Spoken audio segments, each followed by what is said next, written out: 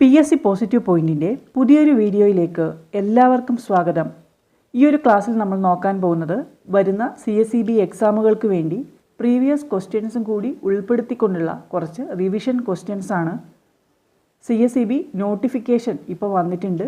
Junior clerk, secretary, assistant secretary, data entry operator ഇങ്ങനെയുള്ള പോസ്റ്റിലേക്കുള്ള ആപ്ലിക്കേഷനാണ് ഇപ്പോൾ കൊടുക്കാൻ കഴിയുന്നത്. ഏപ്രിൽ 4-നാണ് അവസാന തീയതി. ഓൺലൈനായിട്ടാണ് അപേക്ഷ സമർപ്പിക്കേണ്ടത്. നോട്ടിഫിക്കേഷൻ്റെ സമയത്ത് ഇൻഫോം ചെയ്യണമെന്ന് കുറച്ച് പേര് പറഞ്ഞിട്ടുണ്ടായിരുന്നു. അതുകൊണ്ട് വീണ്ടും ഓർമ്മിപ്പിക്കുകയാണ്, ലാസ്റ്റ് ഡേറ്റ് ഏപ്രിൽ 4-ആണ്. വീഡിയോയിലേക്ക് പോകുന്നതിന് മുൻപേ ചാനൽ ആദ്യമായി കാണുന്നവരാണെങ്കിൽ ഒന്ന് സബ്സ്ക്രൈബ് ചെയ്യുക. വീഡിയോയെക്കുറിച്ചുള്ള അഭിപ്രായങ്ങളും നിർദ്ദേശങ്ങളും കമൻറ്റ് ചെയ്യുക. First question, the sales above break even point is known as. The sales above break-even point is known as. ഉത്തരം margin of safety. Break even പോയിൻറ്റിന് മുകളിലുള്ള സെയിൽസ്, അതിനെ മാർജിൻ ഓഫ് സേഫ്റ്റി എന്നാണ് പറയുന്നത്. നമ്മൾ പഠിച്ചിട്ടുണ്ട്, ടോട്ടൽ സെയിൽസിൽ നിന്ന് sales at break even point കുറയ്ക്കുമ്പോഴാണ് നമുക്ക് മാർജിൻ ഓഫ് സേഫ്റ്റി കിട്ടുന്നത്. അതും എക്സാമിന് ചോദിച്ചിട്ടുള്ളതാണ്. Margin of safety is equal to actual sales minus break even sales, അല്ലെങ്കിൽ profit divided by PV ratio, അല്ലെങ്കിൽ പ്രോഫിറ്റ് ഡിവൈഡ് ബൈ കോൺട്രിബ്യൂഷൻ. ഈ ഇക്വേഷൻ ഏത് ഉപയോഗിച്ചാലും നമുക്ക് മാർജിൻ ഓഫ് സേഫ്റ്റി കണ്ടെത്താൻ കഴിയും. അപ്പോൾ contribution, PV ratio, margin of safety, break even point, ഈ ടോപ്പിക്കുകളിൽ നിന്ന് 1-2 ക്വസ്റ്റ്യൻസ് നമുക്ക് തീർച്ചയായും ഏതൊരു എക്സാമിനും പ്രതീക്ഷിക്കാവുന്നതാണ്. ഈ ഒരു ഭാഗം ഡീറ്റെയിൽ ആയിട്ട് പഠിച്ചിരിക്കേണ്ടതുണ്ട്. ഈ ടോപ്പിക്കുകളൊക്കെ വേറെ തന്നെ നമ്മളൊരു വീഡിയോ ചെയ്തിട്ടുണ്ട്. വീഡിയോയുടെ ലിങ്ക് ഡിസ്ക്രിപ്ഷനിൽ കൊടുക്കാം. അപ്പോൾ margin of safety is equal to total sales minus break even sales. Contribution എന്ന് പറയുന്നത് സെയിൽസ് മൈനസ് വേരിയബിൾ കോസ്റ്റ് ആണ്. ബ്രേക്ക് ഈവൻ പോയിന്റ് കണ്ടുപിടിക്കുന്നത് fixed cost divided by contribution, അല്ലെങ്കിൽ fixed cost divided by PV ratio. PV ratio കണ്ടുപിടിക്കാനുള്ള ഇക്വേഷനാണ് contribution divide by sales into 100. ഇതെല്ലാം എക്സാമിന് ചോദിക്കുന്നതാണ്. ക്വസ്റ്റ്യൻ ഇതായിരുന്നു, the sales above break even point is known as. ഉത്തരം margin of safety. Rearrange the following list of states in the order of their formation date. Rearrange the following list of states in the order of their formation date. Andhra Pradesh, Bihar, Goa, Gujarat. ഉത്തരം വരുന്നത് 2, 1, 4, 3 ആണ്. അതായത് Bihar, Andhra Pradesh, Gujarat, Goa. States and formation date പഠിച്ചിരിക്കേണ്ടതുണ്ട്. ഇത് വേറെ തന്നെ ഒരു video ചെയ്യാം. ആദ്യം ഫോം ചെയ്ത സ്റ്റേറ്റ് എന്ന് പറയുന്നത് ബീഹാറാണ്. 1912 ഏപ്രിൽ 1-നാണ് ബീഹാർ സ്റ്റേറ്റ് രൂപം കൊണ്ടത്. രണ്ടാമത് ഒഡീഷ, 1936 ഏപ്രിൽ 1. മൂന്നാം സ്ഥാനം രാജസ്ഥാനാണ്, 1949 മാർച്ച് 30. 1956 നവംബർ 1-ന് 4 സംസ്ഥാനങ്ങൾ രൂപം കൊണ്ടു. കേരളം, കർണാടക, മധ്യപ്രദേശ്, ആന്ധ്രാപ്രദേശ്. ഏറ്റവും ഒടുവിൽ രൂപം കൊണ്ട സംസ്ഥാനമാണ് തെലുങ്കാന, 2014 ജൂൺ 2. 2000 നവംബറിൽ 3 സംസ്ഥാനങ്ങൾ രൂപം കൊണ്ടു. ഛത്തീസ്ഗഡ്, ഉത്തരാഖണ്ഡ്, ജാർഖണ്ഡ്. ഏറ്റവും ഒടുവിൽ രൂപം കൊണ്ട സംസ്ഥാനം തെലുങ്കാനയാണ്. അപ്പോൾ ഏറ്റവും ആദ്യം ഫോം ചെയ്ത സ്റ്റേറ്റാണ് ബീഹാർ. 1912 ഏപ്രിൽ 1-നാണ് ബീഹാർ സ്റ്റേറ്റ് ഫോം ചെയ്തത്. An order drawn by a creditor on his debtor is called. An order drawn by a creditor on his debtor is called. ഉത്തരം ബിൽ ഓഫ് എക്സ്ചേഞ്ച്. ക്യാഷ് കിട്ടാനുള്ള ആൾ തരാനുള്ള ആൾക്ക് കൊടുക്കുന്ന ഓർഡറാണ് bill of exchange. Bill of exchange എന്ന് പറയുന്നത് ഒരു നെഗോഷ്യബിൾ ഇൻസ്ട്രുമെൻ്റ് ആണ്. നെഗോഷ്യബിൾ ഇൻസ്ട്രുമെൻ്റ് ആക്ടിൻ്റെ സെക്ഷൻ 5-ലാണ് ബിൽ ഓഫ് എക്സ്ചേഞ്ചിനെ ഡിഫൈൻ ചെയ്യുന്നത്. ബിൽ ഓഫ് എക്സ്ചേഞ്ചിൽ 3 പാർട്ടികളാണ് വരുന്നത്: ഡ്രോയർ, ഡ്രോയി, പേയി. ഡ്രോയർ എന്ന് പറയുന്നത് ബില്ല് ഉണ്ടാക്കുന്ന ആളാണ്. ഡ്രോയി എന്ന് പറയുന്നത് ബില്ല് ആർക്കാണോ കൊടുക്കുന്നത്, ക്യാഷ് തരാനുള്ള ആളാണ് ഡ്രോയി. പേയി എന്ന് പറയുന്നത് ആക്ച്വലി ക്യാഷ് കിട്ടാനുള്ള ആളാണ്. അത് ഒന്നുകിൽ ഡ്രോയർ തന്നെ ആവാം, അല്ലെങ്കിൽ ഒരു തേർഡ് പാർട്ടി ആവാം. അപ്പോൾ an order drawn by a creditor on his debtor is called bill of exchange. An enquiry conducted by the vigilance officer appointed under Section 68A of the KCS Act 1969 shall be completed within. An inquiry conducted by the vigilance officer appointed under Section 68A of the KCS Act 1969 shall be completed within. ഉത്തരം 3 months.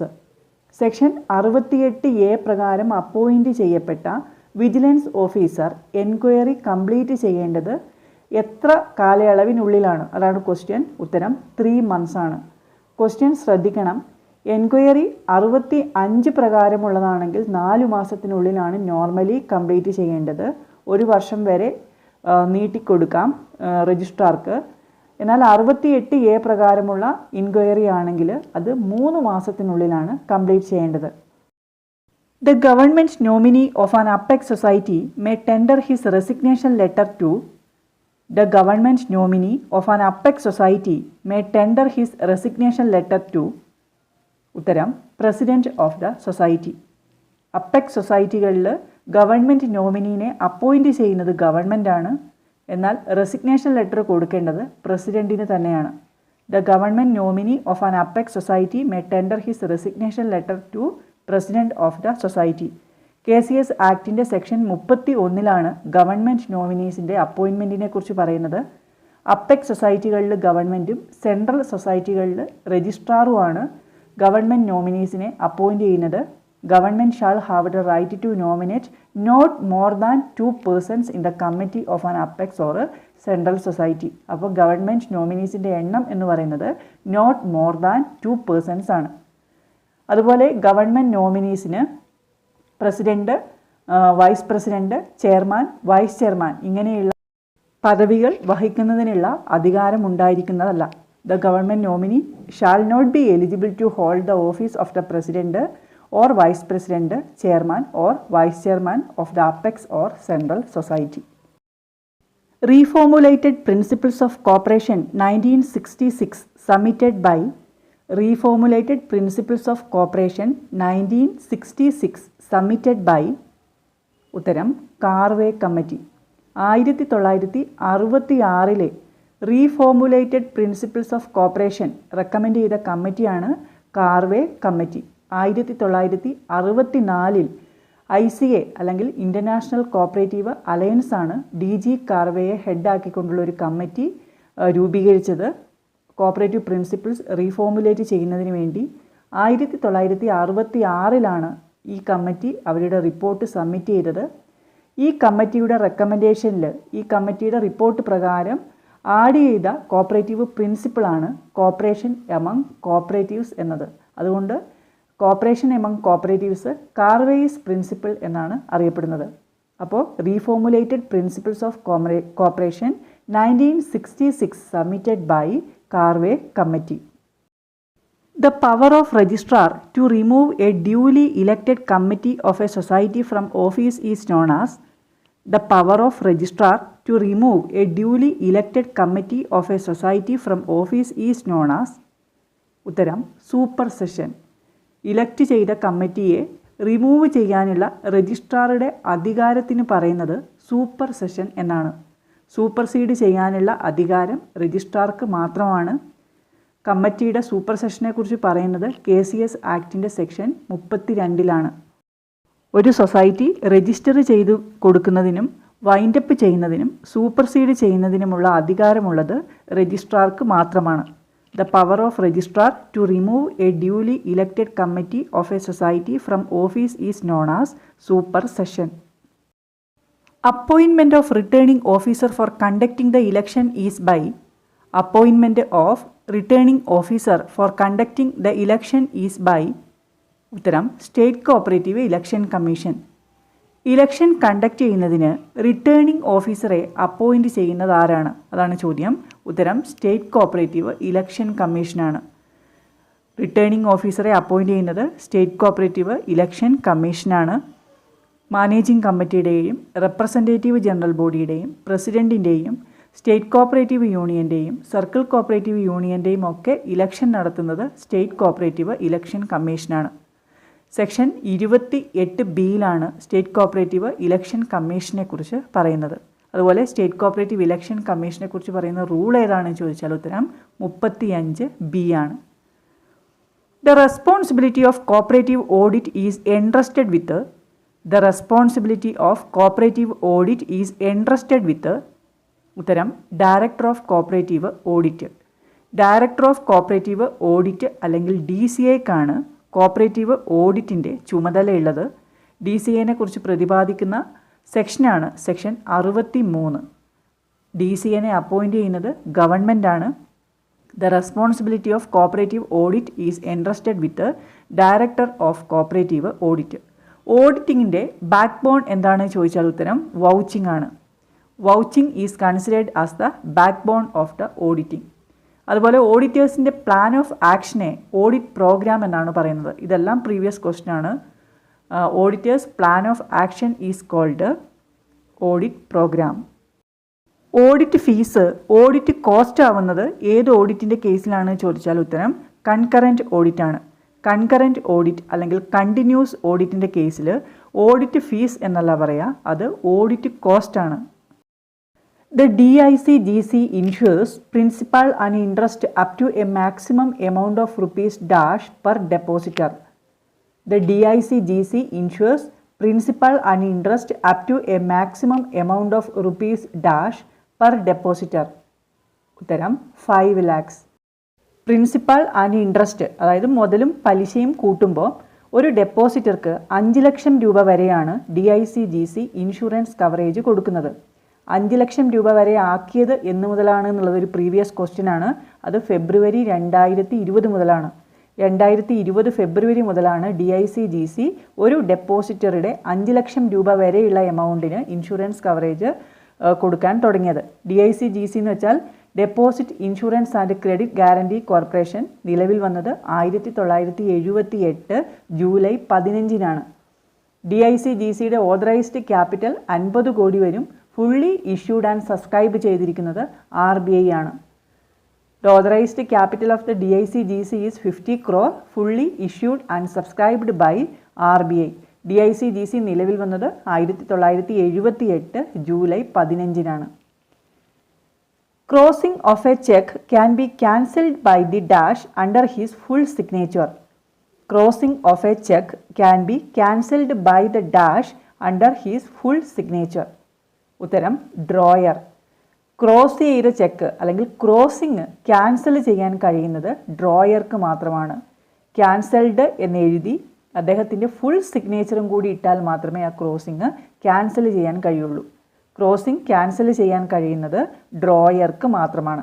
Crossing of a cheque can be cancelled by the drawer under his full signature. Crossing എന്ന് പറയുന്ന practice ആദ്യം വന്നത് ഏത് രാജ്യത്താണ് ചോദിച്ചാൽ ഉത്തരം ഇംഗ്ലണ്ടാണ്. Crossing എന്ന് വെച്ചാൽ പേയിങ് ബാങ്കർക്കുള്ള ഒരു ഇൻസ്ട്രക്ഷനാണ്. അക്കൗണ്ട് ത്രൂ മാത്രമേ ക്യാഷ് കൊടുക്കാവൂ എന്നുള്ള പേയിങ് ബാങ്കർക്കുള്ള ഇൻസ്ട്രക്ഷനാണ് ക്രോസിംഗ് എന്ന് പറയുന്നത്. 2 തരത്തിലുള്ള ക്രോസിംഗ് ഉണ്ട്, ജനറൽ ക്രോസിങ്ങും സ്പെഷ്യൽ ക്രോസിങ്ങും. ജനറൽ ക്രോസിംഗ് എന്ന് വെച്ചാൽ 2 ട്രാൻസ്വേഴ്സ് പാരലൽ ലൈൻ ചെക്കിൻ്റെ ഫേസിൽ വരയ്ക്കുന്നതാണ്. അതിൽ and company, not negotiable, account payee ഇങ്ങനെയുള്ള വാക്കുകൾ എഴുതുകയോ എഴുതാതിരിക്കുകയോ ചെയ്യാം. വെറും ലൈൻസ് മാത്രമായാലും മതി. എന്നാൽ സ്പെഷ്യൽ ക്രോസിംഗ് എന്ന് വെച്ചാൽ ബാങ്കിൻ്റെ പേര് എഴുതിയിട്ടുണ്ടാവും. അത് ലൈൻ്റെ ഉള്ളിലോ ലൈൻ ഇല്ലാതെയോ ബാങ്കിൻ്റെ പേര് എഴുതിയിട്ടുണ്ടെങ്കിൽ അത് സ്പെഷ്യൽ ക്രോസിംഗ് ആണ്. ഏറ്റവും സേഫസ്റ്റ് ക്രോസിംഗ് ഏതാണ് എന്ന് ചോദിച്ചാൽ ഉത്തരം അക്കൗണ്ട് പേയി ക്രോസിംഗ് ആണ്. The safest form of crossing is account payee crossing. Cross ചെയ്യാത്ത ചെക്കുകളെ ഓപ്പൺ ചെക്ക് എന്നും ക്രോസ് ചെയ്ത ചെക്കുകളെ ക്രോസ്ഡ് ചെക്ക് എന്നുമാണ് പറയുന്നത്. Crossing of a cheque is direction to the paying banker. Negotiable instrument ആക്ടിൻ്റെ 123 മുതൽ 131 വരെയുള്ള സെക്ഷൻസിലാണ് ഈ ക്രോസിങ്ങിനെ കുറിച്ച് പറയുന്നത്. സെക്ഷൻ 123 ജനറൽ ക്രോസിങ്ങും സെക്ഷൻ 124 സ്പെഷ്യൽ ക്രോസിങ്ങിനെ കുറിച്ചും പറയുന്നു. ജനറൽ ക്രോസിങ് പിന്നീട് സ്പെഷ്യൽ ക്രോസിങ്ങിലേക്ക് കൺവേർട്ട് ചെയ്യാൻ കഴിയും. അതായത് ജനറൽ ക്രോസ്ഡ് ചെക്കുകളെ സ്പെഷ്യൽ ക്രോസ്ഡ് ചെക്കുകളിലേക്ക് കൺവേർട്ട് ചെയ്യാൻ കഴിയും. 2 പാരലൽ ലൈൻ മാത്രമാണ് ജനറൽ ക്രോസിങ്ങിലുള്ളത്. അതിൻ്റെ ഉള്ളിൽ ബാങ്കിൻ്റെ പേര് എഴുതിയാൽ അത് സ്പെഷ്യൽ ക്രോസിംഗ് ആയി. അപ്പോൾ ജനറൽ ക്രോസിങ്ങിനെ സ്പെഷ്യൽ ക്രോസിങ്ങിലേക്ക് ട്രാൻസ്ഫർ ചെയ്യാൻ കഴിയും. എന്നാൽ സ്പെഷ്യൽ ക്രോസ്ഡ് ചെക്കുകളെ ഒരിക്കലും ജനറൽ ക്രോസ്ഡ് ചെക്കുകളാക്കി മാറ്റാൻ കഴിയില്ല. ആർക്കൊക്കെ ഒരു ചെക്ക് ക്രോസ് ചെയ്യാൻ കഴിയും എന്ന് ചോദിച്ചാൽ ഡ്രോയർക്കും ഹോൾഡർക്കും ബാങ്കർക്കും പേയിങ് ബാങ്കർക്കും ചെക്ക് ക്ലോസ് ചെയ്യാൻ കഴിയും. എന്നാൽ ക്യാൻസൽ ചെയ്യാൻ കഴിയുന്നത്, ക്യാൻസൽ ചെയ്യാൻ കഴിയുന്നത് ഡ്രോയർക്ക് മാത്രമാണ്. അതാണ് നമ്മുടെ question. Crossing of a cheque can be cancelled by the dash under his full signature. ഉത്തരം drawer. Share premium is shown dash of balance sheet. Share premium is shown dash of balance sheet. ഉത്തരം liability side. Share premium liability ആണെന്ന് നമുക്കറിയാം. Balance ഷീറ്റിൻ്റെ liability സൈഡിലാണ് share premium കാണിക്കേണ്ടത്. Share premium എന്ന ട്രാൻസാക്ഷൻ്റെ nature എന്താണെന്ന് ചോദിച്ചാൽ അത് ക്യാപിറ്റൽ റെസീറ്റ് ആണ്. ഷെയർ പ്രീമിയം എന്ന് പറയുന്നത് ക്യാപിറ്റൽ റെസീറ്റ് ആണ്. ബാലൻസ് ഷീറ്റിൻ്റെ ലയബിലിറ്റി സൈഡിലാണത് കാണിക്കുന്നത്.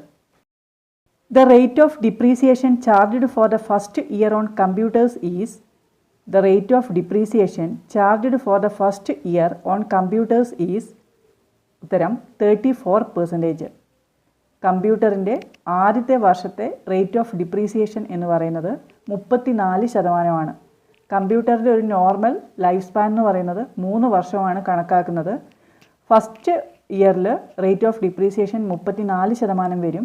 ബാക്കി 100-ൽ 66% ഉണ്ട്. അതിനെ 2 ഭാഗിക്കുമ്പോൾ 33 കിട്ടും.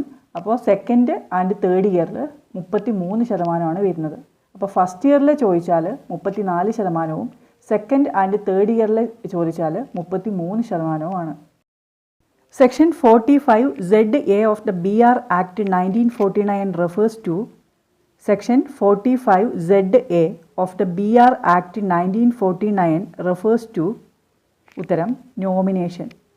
BR ആക്ടിൻ്റെ 45ZA സെക്ഷനിൽ പറയുന്നത് നോമിനേഷനെ കുറിച്ചാണ്. BR ആക്ട് നിലവിൽ വന്നത് 1949 മാർച്ച് 16-നാണ്. BR ആക്ട് കോപ്പറേറ്റീവ് സൊസൈറ്റികൾക്ക് കൂടി ആപ്ലിക്കബിൾ ആയത് 1966 മാർച്ച് 1 മുതലാണ്. ബാങ്കിങ് കമ്പനീസ് ആക്ട് എന്ന പേരിലാണ് 1949 മാർച്ച് 16-ന് ഈ ആക്ട് പാസ്സാവുന്നത്. Banking companies act banking regulation ആക്റ്റായിട്ട് മാറുന്നത് 1966-ലാണ്. ഈ ബാങ്കിങ് റെഗുലേഷൻ ആക്ട് കോപ്പറേറ്റീവ് സൊസൈറ്റികൾക്ക് കൂടി ആപ്ലിക്കബിൾ ആകുന്നത് 1966 മാർച്ച് 1 മുതലാണ്. ഇത് റിപ്പീറ്റഡായി ചോദിക്കുന്നതാണ്. ബാങ്കിങ് റെഗുലേഷൻ ആക്ടിൻ്റെ സെക്ഷൻ 45ZAയിൽ നോമിനേഷനെ കുറിച്ച് പറയുന്നു. സെക്ഷൻ 26A ഡഫ് അക്കൗണ്ടിനെ കുറിച്ച് പറയുന്നത്. സെക്ഷൻ 44 വോളണ്ടറി വൈൻഡിങ് അപ്പ് ആണ്. Section 44A amalgamation of banking company. Section 22 banking കമ്പനീസിന് ലൈസൻസ് കൊടുക്കുന്നതിനെ കുറിച്ചാണ് പറയുന്നത്. ഇമ്പോർട്ടൻ്റ് ആണ്. ബാങ്കിങ് റെഗുലേഷൻ ആക്ടിൻ്റെ section 22 licensing of banking companies ആണ് പറയുന്നത്. സെക്ഷൻ 18 ക്യാഷ് റിസർവ് റേഷ്യോയും സെക്ഷൻ 24 സ്റ്റാറ്റ്യൂട്ടറി ലിക്വിഡിറ്റി റേഷ്യോനെ കുറിച്ചും പറയുന്നു. Section 30 audit, 31 submission of returns, 35 ഇൻസ്പെക്ഷനെ കുറിച്ച് പറയുന്നു. ബാങ്കിനെ ഡിഫൈൻ ചെയ്തിരിക്കുന്നത് സെക്ഷൻ 5 സബ്സെക്ഷൻ ബിയിലാണ്. സെക്ഷൻ 5 പറയുന്നത് ഇൻ്റർപ്രിട്ടേഷൻ ആൻഡ് ഡെഫിനിഷൻ ആണ്. അതിൽ സെക്ഷൻ 5 സബ്സെക്ഷൻ ബിയിൽ ബാങ്കിനെ ഡിഫൈൻ ചെയ്തിരിക്കുന്നു. ബാങ്കുകൾക്ക് ഏതൊക്കെ ബിസിനസ് ചെയ്യാം എന്നതിനെക്കുറിച്ച് പറയുന്നത് സെക്ഷൻ 6-ലാണ്. Section 6 deals with forms of business of banking. Section 7 use the word banker, banking company. Section 8 prohibition of trading. Trading prohibit ചെയ്തിരിക്കുന്നു എന്ന് പറയുന്നത് സെക്ഷൻ 8-ലാണ്. Section 9 disposal of non banking assets. Section 12A election of directors. Section 12B restriction for voting right. Section 15 restriction on payment of dividend. Section 17 reserve fund. അപ്പോൾ banking regulation ആക്ടിൻ്റെ important ആയിട്ടുള്ള കുറച്ച് sections ആണ് നമ്മൾ പഠിച്ചത്. നോമിനേഷനെ കുറിച്ച് പറയുന്നത് സെക്ഷൻ 45 സബ്സെക്ഷൻ ZAയിലാണ്. Dash is an example of implicit cost. Dash is an example of implicit cost. ഉത്തരം ഡിപ്രീസിയേഷൻ. ഇംപ്ലിസിറ്റ് കോസ്റ്റിനുള്ള ഏറ്റവും പ്രധാനപ്പെട്ടൊരു ഉദാഹരണമാണ് ഡിപ്രീസിയേഷൻ. ഇംപ്ലിസിറ്റ് കോസ്റ്റും എക്സ്പ്ലിസിറ്റ് കോസ്റ്റും നമ്മൾ പഠിച്ചിട്ടുണ്ട്. എക്സ്പ്ലിസിറ്റ് കോസ്റ്റിനെയാണ് ഔട്ട് ഓഫ് പോക്കറ്റ് കോസ്റ്റ് എന്ന് പറയുന്നത്. എക്സ്പ്ലിസിറ്റ് കോസ്റ്റ് അഥവാ ഔട്ട് ഓഫ് പോക്കറ്റ് കോസ്റ്റ് എന്ന് വെച്ചാൽ ബിസിനസ്സിൽ നിന്ന് പുറത്തേക്ക് പോകുന്ന എക്സ്പെൻസ്, അതായത് റെൻറ്റ്, സാലറി ആൻഡ് വേജസ്, ഇങ്ങനെ ബിസിനസ്സിന് പുറത്തേക്ക് പോകുന്ന എക്സ്പെൻസ് എല്ലാം എക്സ്പ്ലിസിറ്റ് കോസ്റ്റാണ്. ബിസിനസ്സിൽ നിന്നും ക്യാഷായിട്ട് പുറത്തു പോവാത്ത കോസ്റ്റുകളാണ് അല്ലെങ്കിൽ എക്സ്പെൻസ് ആണ് ഇംപ്ലിസിറ്റ് കോസ്റ്റ്. അതിന് ഏറ്റവും അനുയോജ്യമായ ഉദാഹരണമാണ് ഡിപ്രീസിയേഷൻ. അപ്പോൾ ഡിപ്രീസിയേഷൻ എന്ന് പറയുന്നത് ഇംപ്ലിസിറ്റ് കോസ്റ്റിന് ഉദാഹരണമാണ്. Cost of goods sold divided by average stock gives dash ratio. Cost of goods sold divided by average stock gives dash ratio. ഉത്തരം inventory turnover ratio. Inventory turnover ratio കണ്ടുപിടിക്കുന്നതിനുള്ള ഫോർമുലയാണ് cost of goods sold divided by average stock അല്ലെങ്കിൽ average inventory.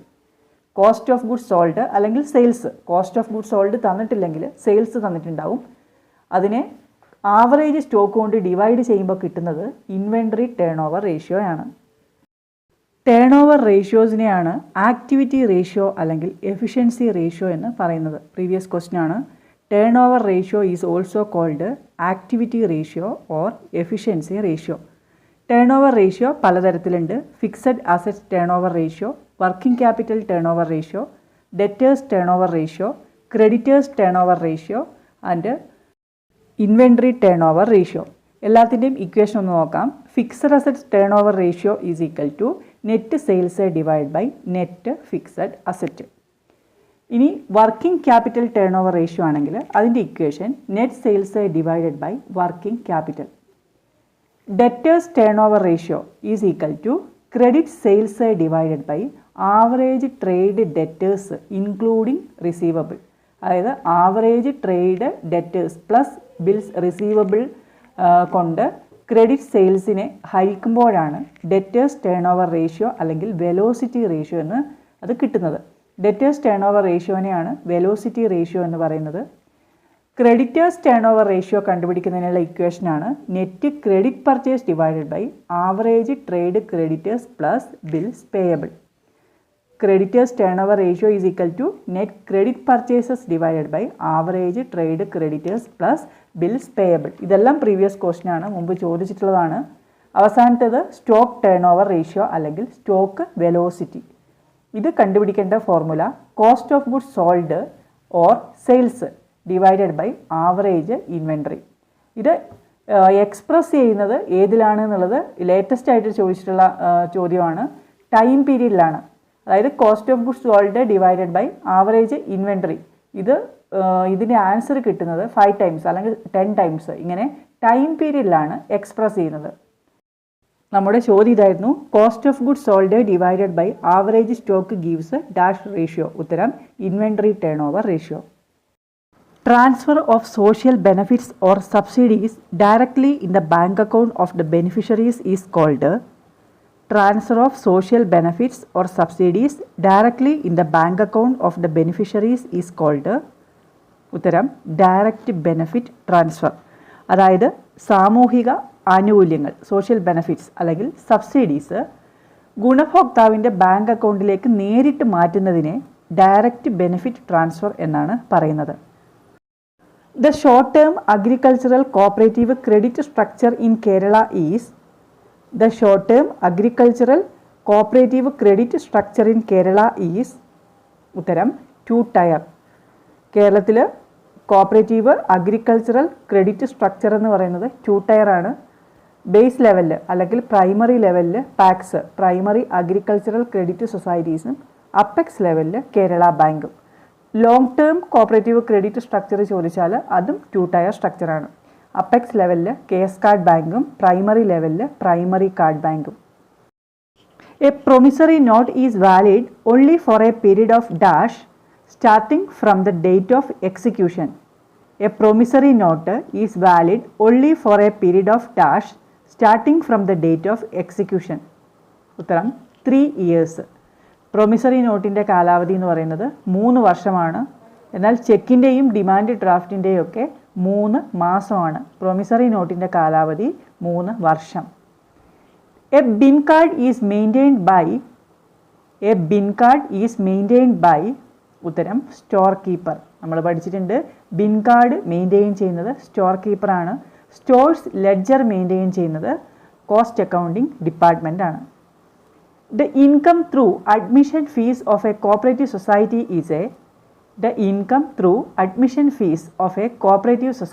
is a ഉത്തരം revenue income. Cooperative സൊസൈറ്റികളുടെ admission ഫീസിലൂടെയുള്ള വരുമാനം എന്ന് പറയുന്നത് റവന്യൂ ഇൻകം ആണ്. Cost of sales is equal to cost of production plus dash. Cost of sales is equal to cost of production plus dash. ഉത്തരം selling and distribution overheads. അതായത് നമ്മൾ പഠിച്ചിട്ടുണ്ട്, ഡയറക്റ്റ് മെറ്റീരിയലും ഡയറക്റ്റ് ലേബറും ഡയറക്റ്റ് എക്സ്പെൻസും കൂടെ add ചെയ്യുമ്പോഴാണ് prime cost കിട്ടുന്നത്. Prime കോസ്റ്റിൻ്റെ കൂടെ വർക്ക്സ് ഓവർഹെഡ് കൂട്ടുമ്പോൾ വർക്ക് കോസ്റ്റ് അല്ലെങ്കിൽ ഫാക്ടറി കോസ്റ്റ് കിട്ടും. ഈ വർക്ക് കോസ്റ്റിൻ്റെ കൂടെ അഡ്മിനിസ്ട്രേഷൻ എക്സ്പെൻസസ് കൂട്ടുമ്പോഴാണ് കോസ്റ്റ് ഓഫ് പ്രൊഡക്ഷൻ കിട്ടുന്നത്. കോസ്റ്റ് ഓഫ് പ്രൊഡക്ഷൻ്റെ കൂടെ സെല്ലിംഗ് ആൻഡ് ഡിസ്ട്രിബ്യൂഷൻ ഓവർഹെഡ് കൂട്ടുമ്പോഴാണ് കോസ്റ്റ് ഓഫ് സെയിൽസ് കിട്ടുന്നത്.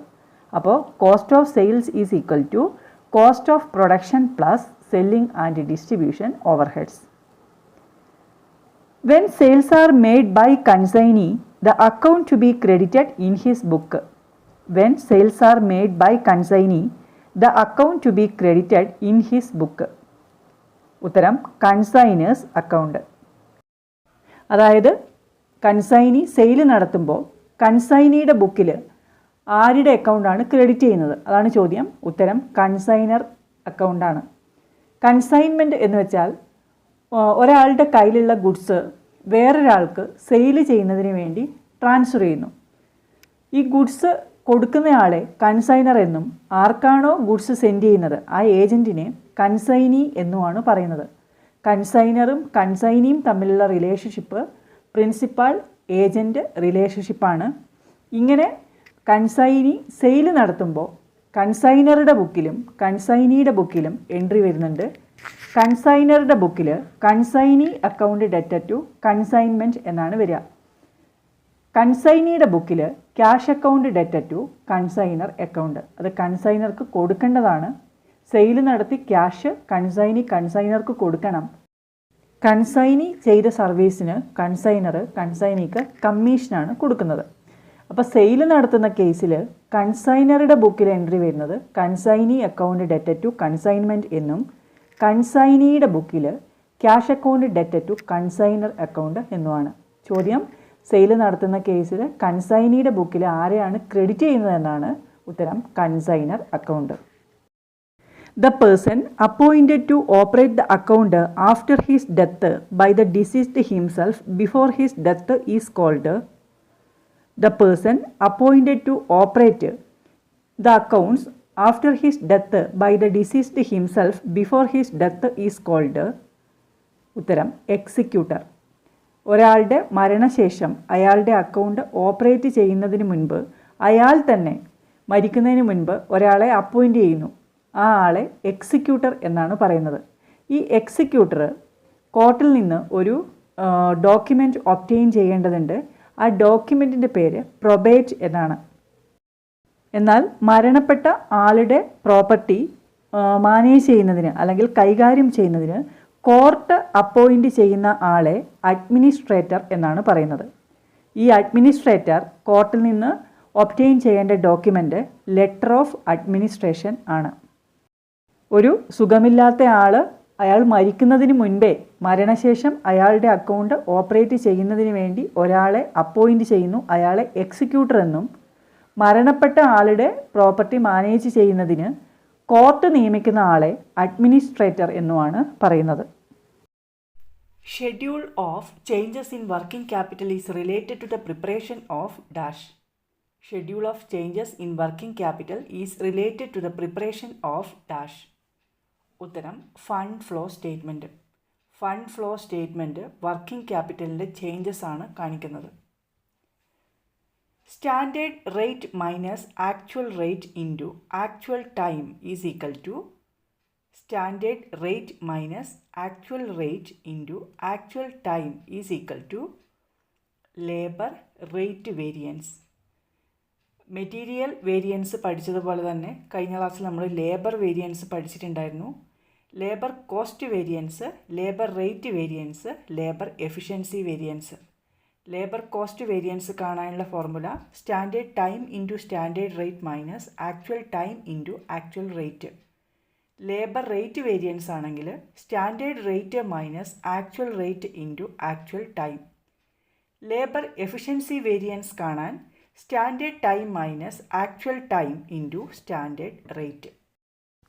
No auditor or auditing firms or team of auditors shall be entrusted with the audit of a cooperative society for more than dash consecutive audits. No auditor or auditing firms or team of auditors shall be entrusted with the audit of a cooperative society for more than dash consecutive audits. ഉത്തരം 2. ഒരു ഓഡിറ്റർക്കോ അല്ലെങ്കിൽ auditing ഫേംസിനോ അല്ലെങ്കിൽ team of ഓഡിറ്റേഴ്സിനോ തുടർച്ചയായ 2-ലധികം തവണ ഒരു cooperative സൊസൈറ്റിയുടെ audit നടത്താൻ പാടുള്ളതല്ല. അപ്പോൾ no auditor or auditing firms or team of auditors shall be entrusted with the audit of a cooperative society for more than 2 consecutive audits. The main organic acid contained in the flesh of lemon is The main organic acid contained in the flesh of lemon is ഉത്തരം citric acid. നാരങ്ങയിൽ അടങ്ങിയിരിക്കുന്ന ആസിഡാണ് citric acid. വിനാഗിരിയിൽ അടങ്ങിയിരിക്കുന്നത് acetic acid. വാളൻപുളിയിൽ അടങ്ങിയിരിക്കുന്നത് tartaric acid. നെല്ലിക്കയിൽ അടങ്ങിയിരിക്കുന്നത് ascorbic acid. ആപ്പിളിൽ അടങ്ങിയിരിക്കുന്ന ആസിഡാണ് malic acid. ഉറുമ്പിൻ്റെ ശരീരത്തിൽ അടങ്ങിയിരിക്കുന്ന acid ഏതാണെന്ന് ചോദിച്ചാൽ അത് ഫോമിക് ആസിഡാണ്. അപ്പോൾ നാരങ്ങയിൽ അടങ്ങിയിരിക്കുന്ന ആസിഡ് സിട്രിക് ആസിഡ് ആണ്. Trachoma is a bacterial infection that affects ഉത്തരം ഐസ്. ട്രോക്കോമ എന്ന് പറയുന്നത് കണ്ണിനെ ബാധിക്കുന്ന ഒരു രോഗമാണ്. ട്രോക്കോമ, സിറോഫ്താൽമിയ ഇതൊക്കെ കണ്ണിനെ ബാധിക്കുന്ന രോഗങ്ങളാണ്. The only district in Kerala that shares border with Karnataka and Tamil Nadu. The only district in Kerala that shares border with Karnataka and Tamil Nadu. ഉത്തരം വയനാട്. കർണാടക, തമിഴ്നാട് ഈ 2 സംസ്ഥാനങ്ങളുമായി അതിർത്തി പങ്കിടുന്ന കേരളത്തിലെ ജില്ലയാണ് Wayanad.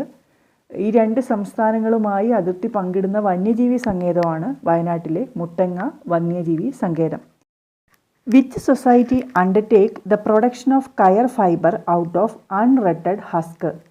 Which society undertake the production of coir fibre out of unretted husk? ഉത്തരം കയർ ബ്രിസ്റ്റിൽ സൊസൈറ്റി. അതായത് അഴുകാത്ത തൊണ്ടിൽ നിന്നും ചകിരിനാര് ഉൽപ്പാദിപ്പിക്കുന്ന സംഘം ഏതാണ് എന്നാണ് ചോദ്യം. അതിൻ്റെ ഉത്തരം കയർ ബ്രിസ്റ്റിൽ സൊസൈറ്റിയാണ്.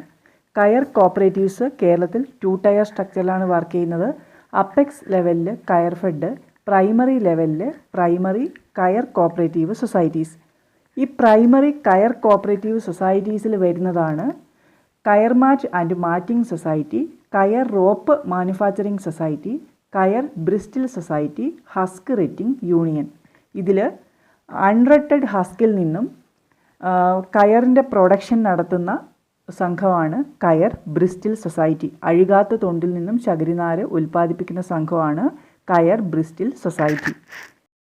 കയർ bristle society undertake the production of coir fibre out of unretted husk. Dividend paid to shareholders is dash. Dividend paid to shareholders is dash. ഉത്തരം an appropriation of profit. Share ഹോൾഡേഴ്സിന് കൊടുക്കുന്ന dividend പ്രോഫിറ്റിൻ്റെ അപ്രോപ്രിയേഷനാണ്. Contribution in marginal costing is equal to. Contribution in marginal costing is equal to. ഉത്തരം sales minus variable cost. നമ്മൾ നേരത്തെ പറഞ്ഞു സെയിൽസിൽ നിന്ന് വേരിയബിൾ കോസ്റ്റ് കുറയ്ക്കുമ്പോഴാണ് കോൺട്രിബ്യൂഷൻ കിട്ടുന്നത്.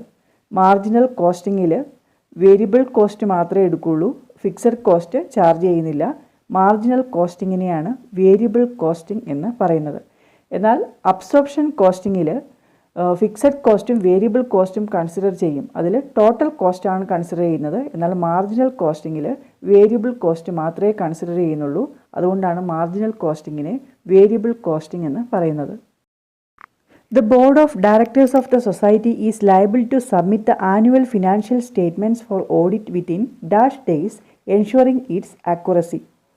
The board of directors of the society is liable to submit the annual financial statements for audit within dash days, ensuring its accuracy. ഉത്തരം 15 days. Board of directors ഓഡിറ്റിങ്ങിന് വേണ്ടിയിട്ട് financial statements annual financial statements submit ചെയ്യേണ്ടത് 15 ദിവസത്തിനുള്ളിലാണ്. അതായത് ഒരു financial year complete ആയി കഴിഞ്ഞ് ഒരു മാസത്തിനുള്ളിൽ chief executive എല്ലാ ഫിനാൻഷ്യൽ സ്റ്റേറ്റ്മെൻറ്റ്സും ബോർഡ് ഓഫ് ഡയറക്ടേഴ്സിന് മുമ്പിൽ സബ്മിറ്റ് ചെയ്യണം. അവരത് ആക്യുറസി എൻഷുർ ചെയ്ത് 15 ദിവസത്തിനുള്ളിൽ ഓഡിറ്റേഴ്സിന് ഓഡിറ്റിങ്ങിന് വേണ്ടിയിട്ട് സബ്മിറ്റ് ചെയ്യണം.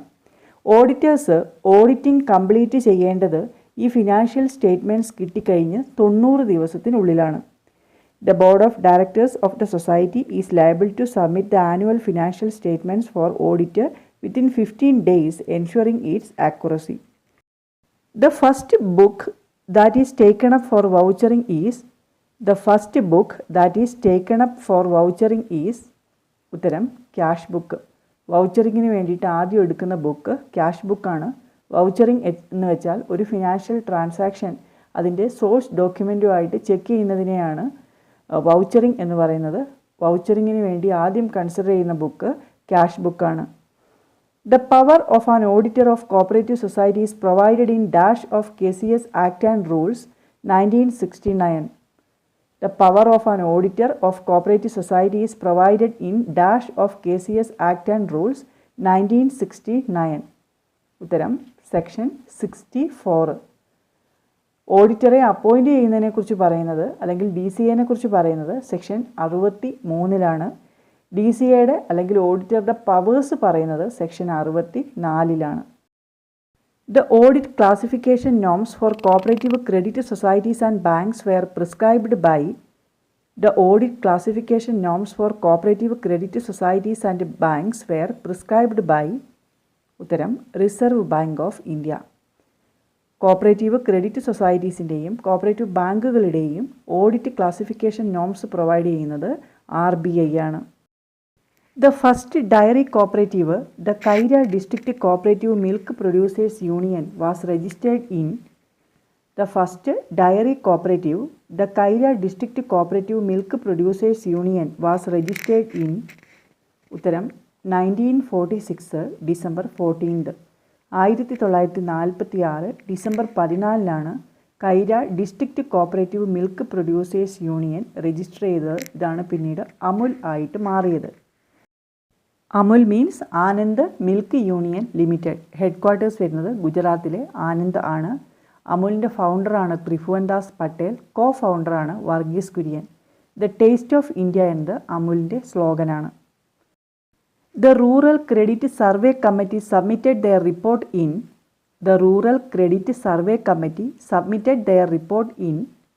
ഉത്തരം 1954. All India rural credit survey committee അവരുടെ റിപ്പോർട്ട് സബ്മിറ്റ് ചെയ്തത് 1954. RBI ഈ ഒരു കമ്മിറ്റീനെ അപ്പോയിൻ്റ് ചെയ്തത് 1951. AD ഗോർവാലയായിരുന്നു ചെയർമാൻ. അതുകൊണ്ട് ഗോർവാല കമ്മിറ്റി എന്നത് അറിയപ്പെടുന്നു. The Magna Carta in corporation എന്ന് പറയുന്നത് all India rural credit survey കമ്മിറ്റിയുടെ റിപ്പോർട്ടാണ്. All India rural credit survey കമ്മിറ്റിയെ അപ്പോയിൻ്റ് ചെയ്തത് RBI. വർഷം 1951. റിപ്പോർട്ട് സബ്മിറ്റ് ചെയ്തത് 1954. Spend now and pay later is a principle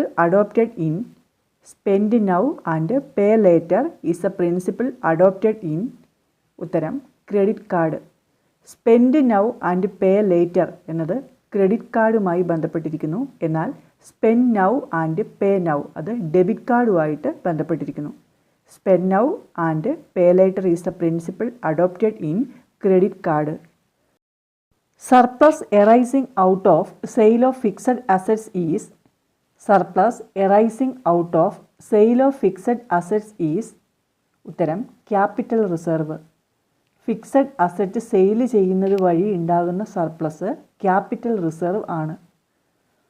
the supervisory authority of district and state cooperative banks is The supervisory authority of district and state cooperative banks is ഉത്തരം NABARD.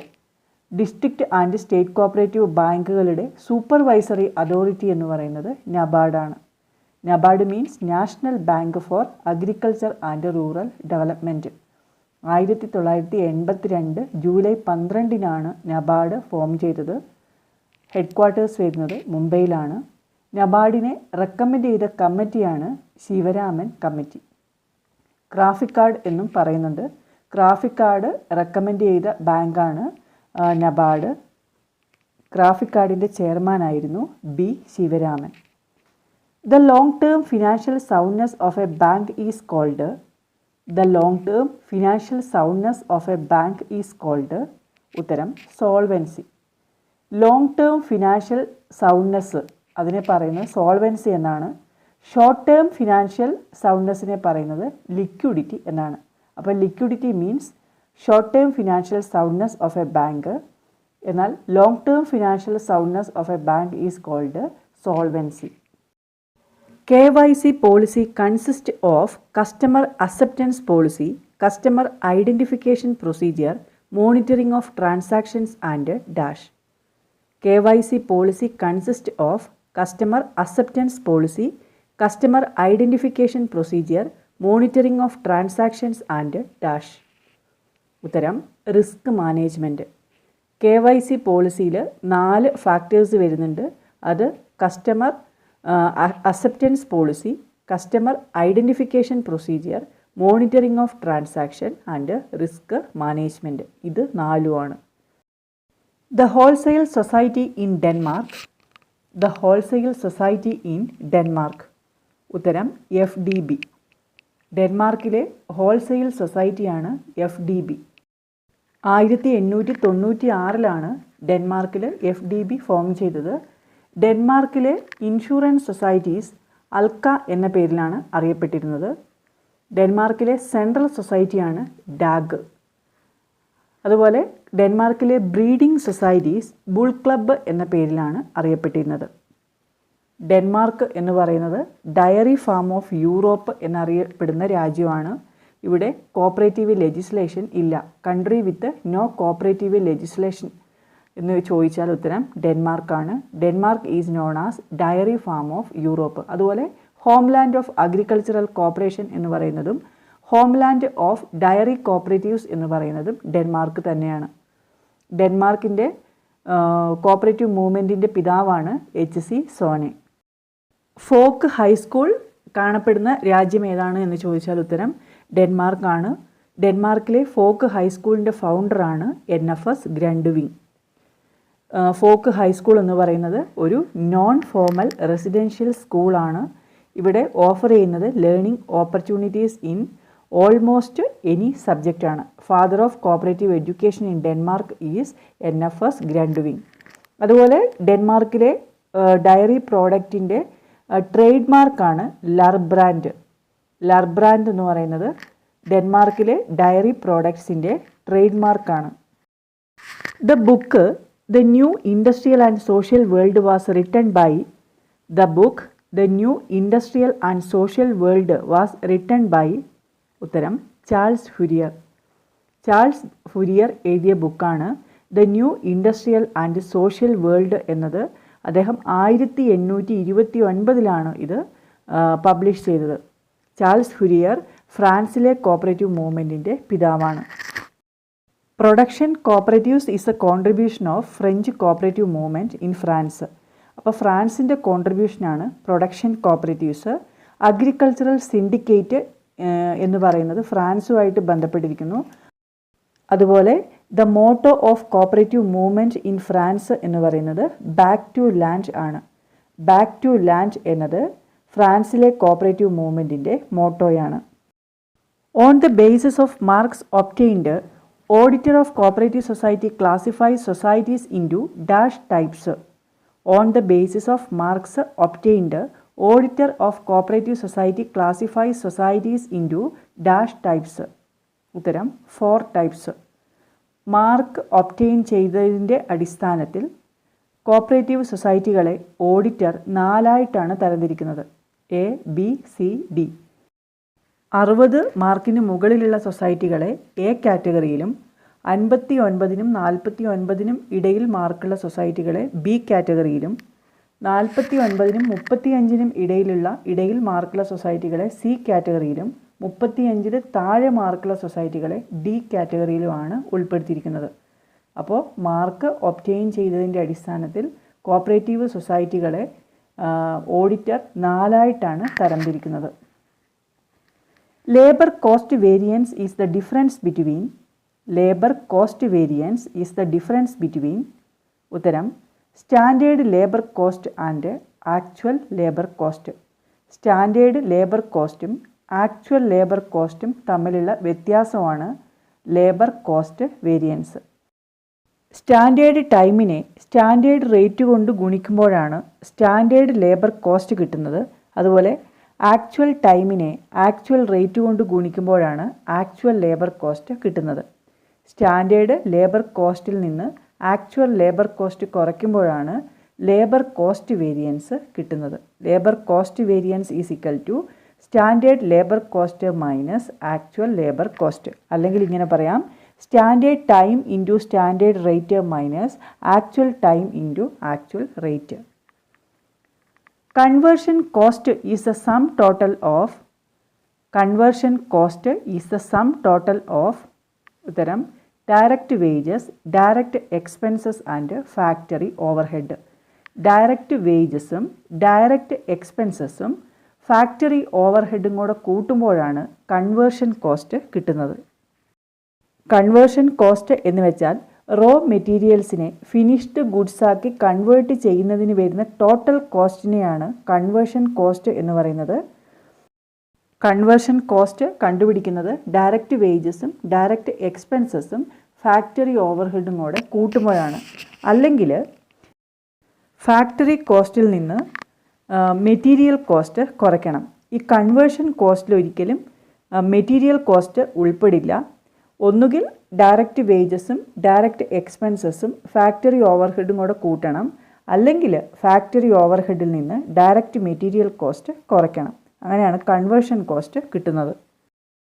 Provision made of N B A is ഉത്തരം risk cost. 3 തരത്തിലുള്ള cost വരുന്നുണ്ട് ബാങ്കിനെ സംബന്ധിച്ചിടത്തോളം. Operating cost, risk cost and market cost.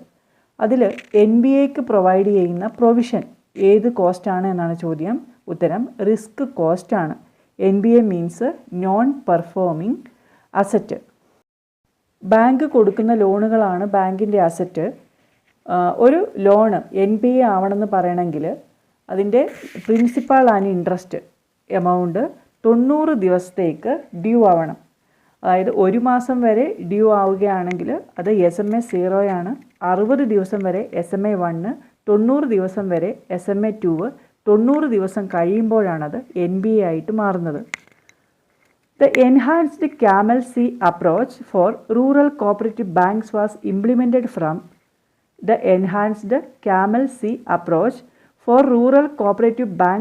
implemented from ഉത്തരം 1st April 2023.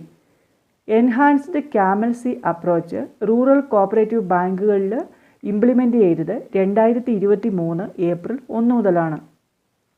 Camel C approach എന്ന് പറയുന്നത് CAMELS C capital adequacy, A asset quality, M management, E earnings, L liquidity, S sensitivity, last വരുന്ന C compliance ആണ്.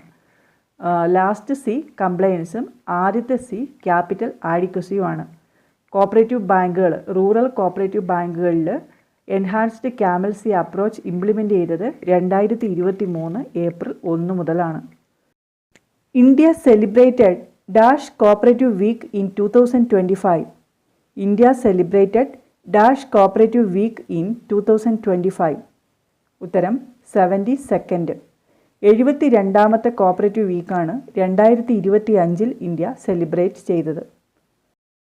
March 22 നടക്കാൻ പോകുന്ന CSEB junior clerk എക്സാമിന് വേണ്ടി ഈ ഒരു ക്ലാസ്സിൽ നമ്മൾ നോക്കിക്കഴിഞ്ഞത് മോസ്റ്റ് ഇമ്പോർട്ടൻ്റ് ആയിട്ടുള്ള കുറച്ച് റിവിഷൻ ക്വസ്റ്റ്യൻസ് ആണ്. ഈ ഒരു വീഡിയോ നിങ്ങൾക്ക് ഉപകാരപ്രദമായി എങ്കിൽ ലൈക്ക് ചെയ്യുക, കമൻറ്റ് ചെയ്യുക. മറ്റ് പ്രധാനപ്പെട്ട ടോപ്പിക്കുകളുമായി നമുക്ക് അടുത്ത വീഡിയോയിൽ കാണാം.